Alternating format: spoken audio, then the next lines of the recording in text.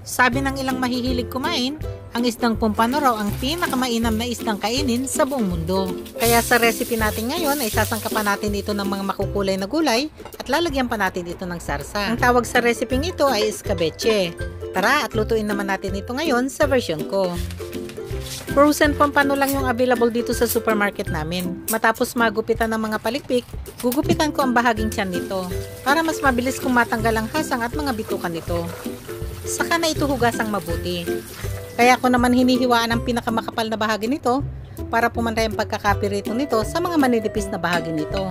Para sa mas masarap na escabeche, ibabad mo na ang isda sa mga rekado. Kaskasan ng asin ang labas at loob nito. Gayon din kaskasan nito ng durog na paminta. At para angat sa sarap ang pagkakapirito ng isda, lagyan din natin ito ng cornstarch. Saka na ito hayaang maibabad sa mga rekado ng at least 10 minuto. Umpisahan na ang pagpipirito. Maglalagay ako dito ng kalahating tasa ng canola oil. Lagyan din ng oil ang iba pang bahagi ng lutuan. Kapag bumubula na ang wooden ladle ng ganito, ibig sabihin, pwede nang magpirito.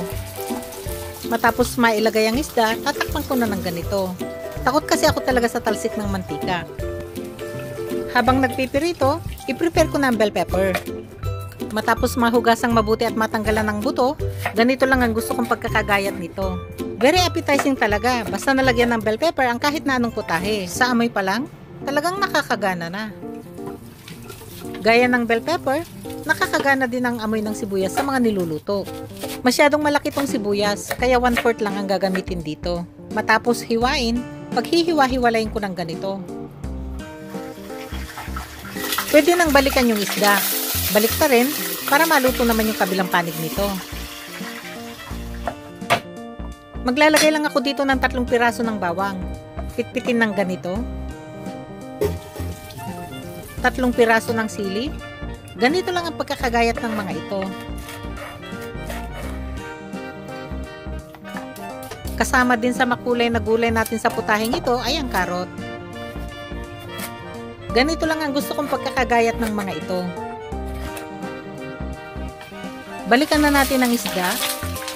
Ititilt ko lang ng bahagya ang lutuan para maganda ang pagkakaluto ang bahaging tiyan ng isda. Saka ko na ito babalik na rin para naman maluto ang kabilang panig nito. Pagkaluto, hanguin na ito at itabi. Maglagay ng kalahating tasa ng tubig at 1 kutsarita ng cornstarch. Ito ang magsisilbing pampalapot ng putaheng ito. Haluin mabuti, saka na itabi.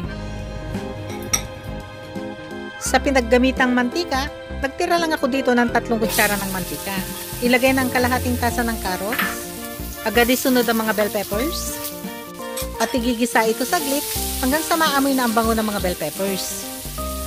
Agad nang isunod na ilagay ang sibuyas. Igisa lang ng kalahating minuto para naman malutong pa ang mga gulay kapag kakakainin. Kung maamoy nyo lang, ay, ang bango talaga ng amoy nito. Nakakagutom. Agad na itong hanguin at itabi. Gawin na natin ang escabeche sauce. Sa kaparehas na mantika, ilagay ng mga bawang. Maanghang na sili. I-adjust lang pala ang setting ng apoy sa medium-low. O kaya ay sa pinakamahinang setting ng apoy. Maglagay ng 2 kutsara ng suka. At huwag na huwag itong hahaluin sa loob ng 1 minuto. Para hindi matapang sa lalamunan na tilong ang pagkakaluto nito. Banana ketchup ang ilalagay ko dito. Pero pwede rin ang tomato ketchup.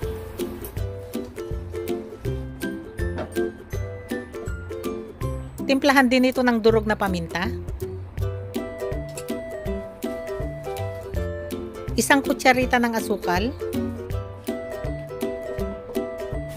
Chicken powder. 2 kutsarita ng liquid seasoning. Saka na ito haluing mabuti. Mahalaga na tikman muna ito para maihusto ang lasa. Manyaman eh. Patapos na tayong magluto, kaya pwede nang ilagay ang mga pinirito nating gulay kanina. Agad nang isunod ang pampalapot, pero haluin muna itong mabuti. Siguraduhin lang na pamalagian itong haluin habang ibinubuhos ang pampalapot, para naman hindi ito magbuo-buo. Agad nang ipatong sa pinirito nating isda kanina. Yung ganito lang. Oh, ready to serve na to. May kanina kayo, mga tana.